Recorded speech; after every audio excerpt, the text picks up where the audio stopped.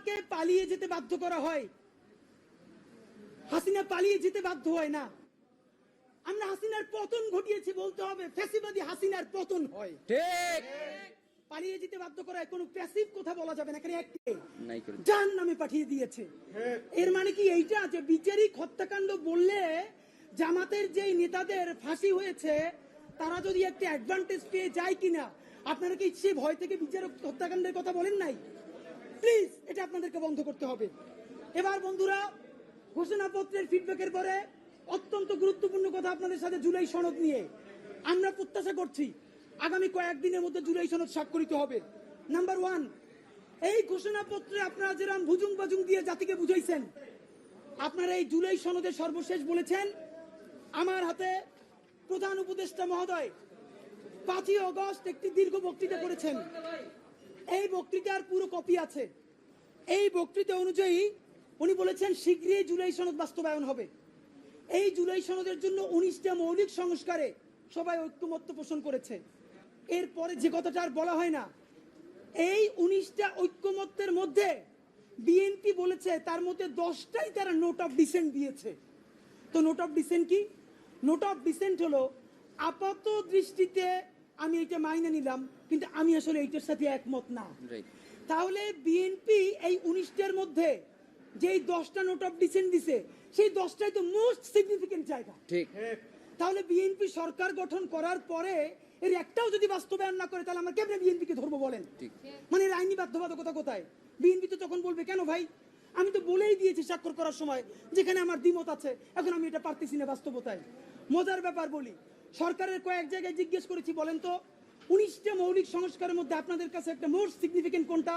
তারা বলেছে সংসদের উচ্চকক্ষে পিআর ব্যবস্থা আনুপাতিক হারে। এবং আপনাদেরকে জানাই রাখি, সংসদের উচ্চকক্ষে যে পিআর, বিএনপি এখানে নোট অফ ডিসেন্ট দিয়েছে। তাই সংসদের উচ্চকক্ষে বিএনপি যে নোট অফ ডিসেন্ট দিয়েছে, এটাও যদি সে বাস্তবায়ন না করে, তাহলে আমরা, মানে আপনি ভাবেন আমরা কি কারণে, ঠিক কোন কারণে আমরা এখন এই কথাগুলোকে বিশ্বাস করব? রাজনৈতিক দলগুলোকে তারা ইন্টারিম থাকা অবস্থায় আমাদের চোখের সামনে 47কে নাই করে দিল, পিলখানাকে নাই করে দিল, শাপলাকে নাই করে দিল, নিরাপদ সড়ক আন্দোলনকে নাই করে দিল, বিচারিক হত্যাকাণ্ডের কথা তারা বললো না। যেই তারা ক্ষমতার মসনদ পেয়ে যাবে, এই কথা বলার পর যে আমরা আবার জেলে যাব না, তার প্রমাণ কি আপনাদেরকে বল? তাহলে আপনারা এটা কি চান? ডক্টর ইউনূস সাহেব, নাম্বার 2, আপনাকে বলতে চাই, আইনি বাধ্যবাধকতা আমাদেরকে অন্তত 20 জন শহীদ পরিবার বলেছে। ডক্টর ইউনূস সাহেব, আমরা এখন পর্যন্ত যতদূর বুঝতে পেরেছি, আপনার ক্যাবিনেটের অলমোস্ট সকল উপদেষ্টা প্রতিদিন আপনাকে একটা আর্মি কুয়ের জুজু দেখাচ্ছে। ঠিক। আপনি সচিবালয় সংস্কার করলেই আর্মি টেক ওভার করবে, আপনি যদি পিলখানার কথা বলেন আর্মি টেক ওভার করবে। এইটার একটা প্রমাণ কি দিয়েছে? বাংলাদেশের ছাত্র জনতার একমাত্র প্রতিনিধি বানিয়েছে তারা এনসিপি কে। প্রধান উপদেষ্টা কান খুলে শুনে রাখেন, এনসিপি একটা রাজনৈতিক শক্তি, কিন্তু কোটি কোটি জুলাই যোদ্ধাদের একমাত্র মুখপাত্র তারা নয়। এনসিপি সমাবেশ করলে লোক কম হয়, এর মানে এই না যে মানুষ জুলাই ভুলে গেছে অথবা জুলাইয়ের রক্তের সাথে সে গাদ্দারি করার কাউকে অনুমতি দিচ্ছে। বরং এনসিপির সাথে লোক কম হয় এর বড় বাস্তবতা হলো তারা মনে করে বিএনপি বা জামাতে ইসলামী ঠিক যেভাবে জুলাইকে বিভিন্নভাবে বিজনেসের মডেলে নিয়ে এসেছে, এনসিপিও এখন সেটাই করছে, তাই তারা এনসিপির সমাবেশে আসে না। কিন্তু এই মানুষ, কোটি কোটি মানুষ এখন পর্যন্ত রাস্তায় নামতে প্রস্তুত, যদি আপনি একটা বিপ্লবী ভাষণ দিয়ে জনতার পক্ষে সংস্কারের আপার হ্যান্ড নিয়ে নিতে পারেন। প্রধান উপদেষ্টা, আপনাকে বলি, আপনার উপদেষ্টারা সারাক্ষণ জুজুর ভয় দেখায় না?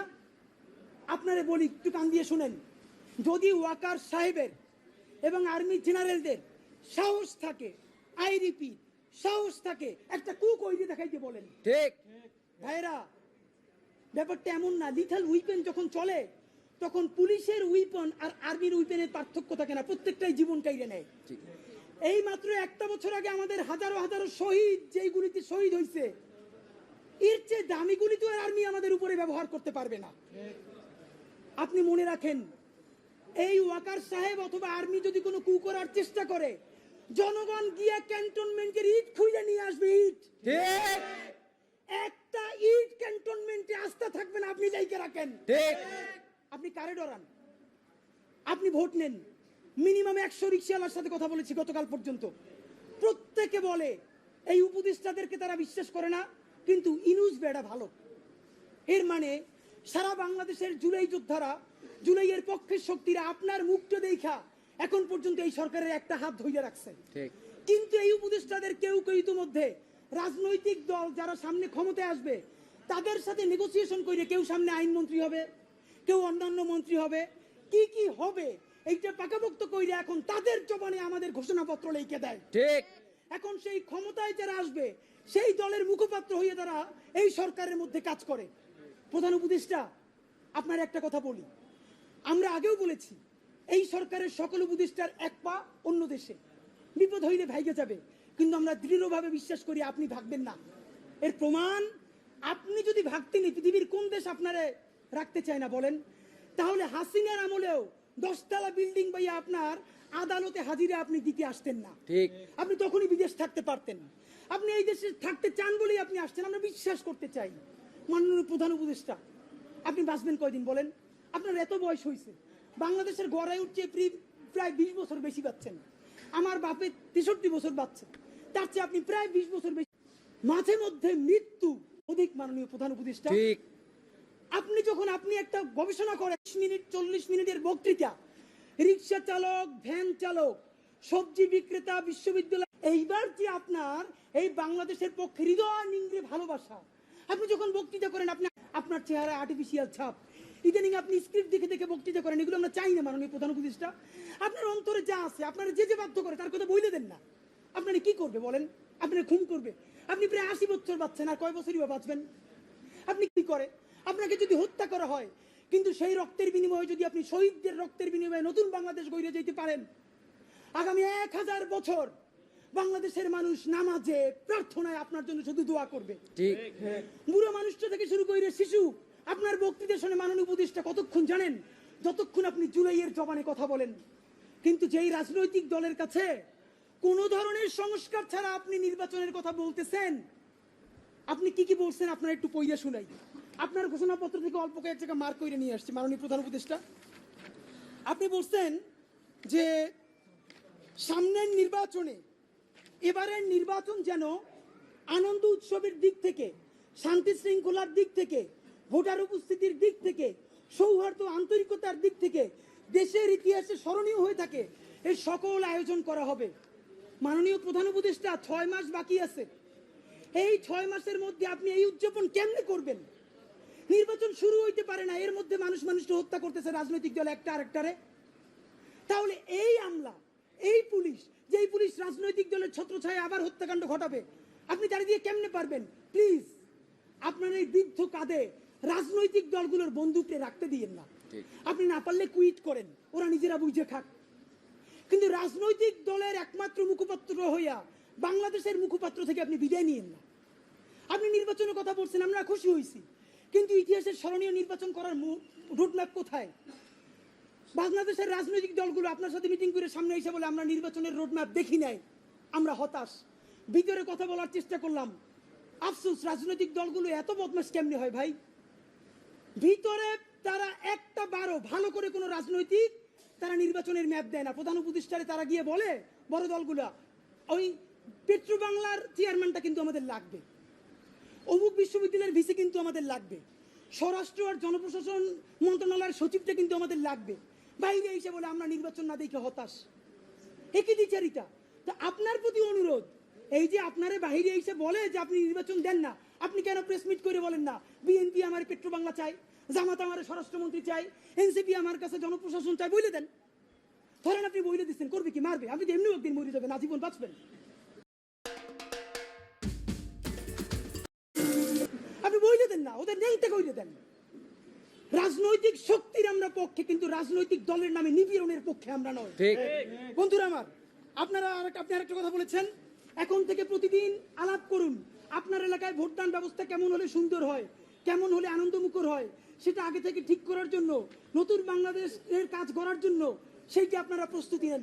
মাননীয় উপদেষ্টা, যমুনায় বললে হবে না, এলাকায় গিয়ে যদি এই এলাকা শুরু করি, আমার পিটাইয়া ছালবাকল উঠেই আবার ঢাকায় পাঠাইবে। ঠিক। ঢাকার এলাকা কিন্তু এক না। এলাকায় সেই পরিবেশ আপনি তৈরি করতে পারছেন? এলাকার ওসি প্রতিদিন এখন ডায়াবেটিসের খবর নেয়।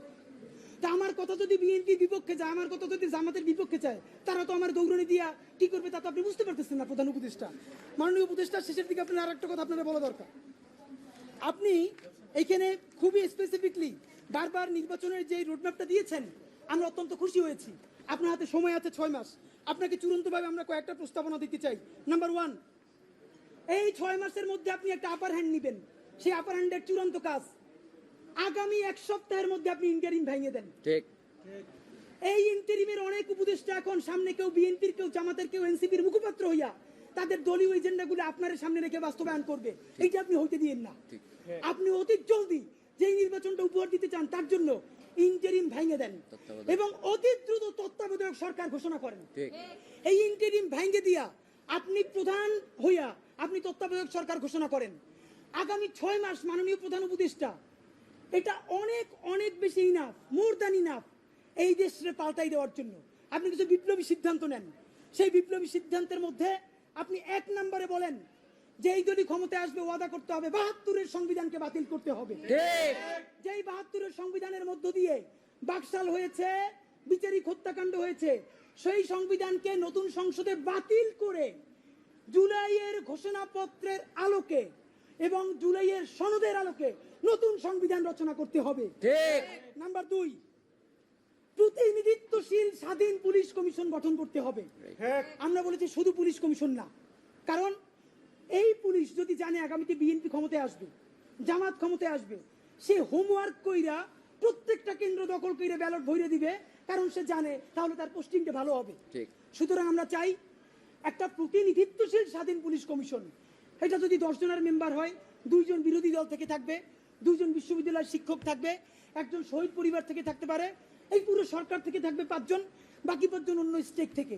যদি সেটা হয় তাহলে ন্যূনতম তাকে কিন্তু একটা কন্ট্রোল করা যাবে। নাম্বার 2, আপনি ন্যূনতম জুডিশিয়াল রিফর্ম না করে আপনি কিসের নির্বাচন দিচ্ছেন? এই যে নির্বাচনে খুন হবে প্রচুর, সেই খুনগুলো নিয়ে তো মামলা হবে। আমরা এই যে আসিফ মাহমুদ বনাম ইশরাক হোসেনের যে ক্যাচাল, সেই ক্যাচালে দেখলাম আদালত পর্যন্ত স্বীকার করতেছে যে এই ব্যাপারে রায় দেওয়ার উপরে তার উপরে চাপ ছিল।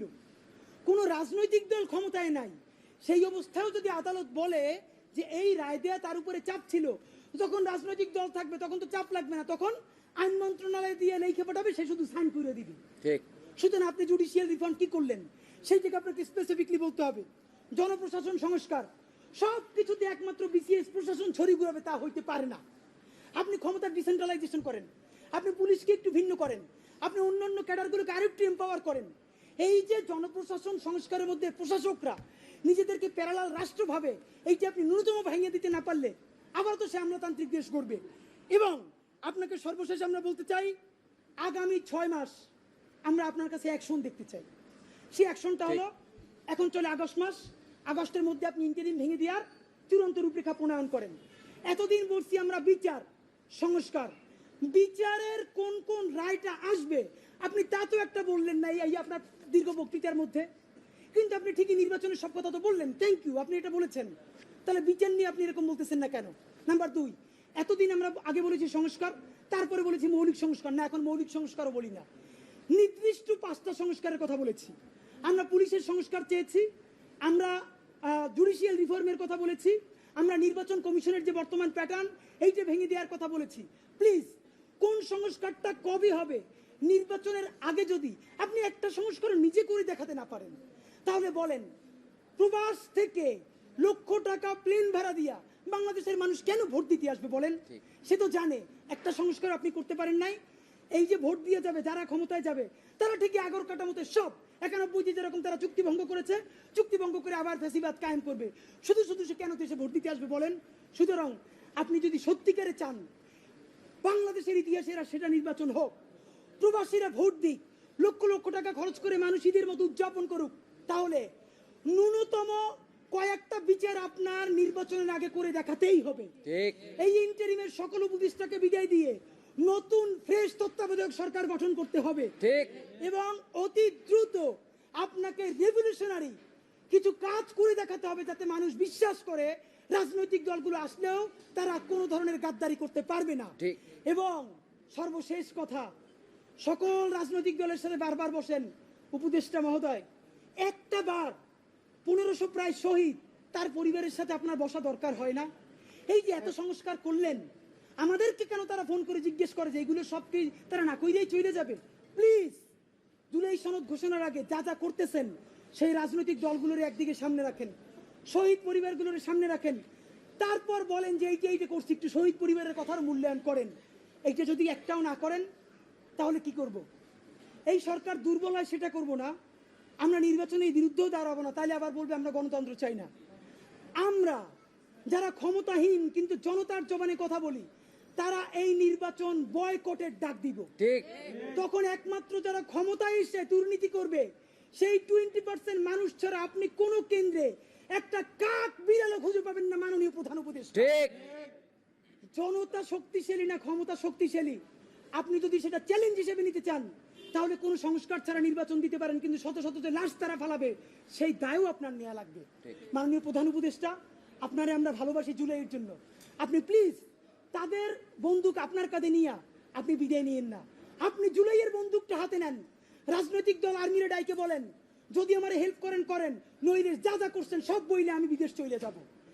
যেই বাংলাদেশ জুলাই অর্জন করছে সেই জুলাই আবার তাদের বিরুদ্ধে রক্ত দিয়া ইনশাল্লাহ ইনসাফের বাংলাদেশ গড়বেই। বাংলাদেশ জিন্দাবাদ, ইনকিলাব জিন্দাবাদ।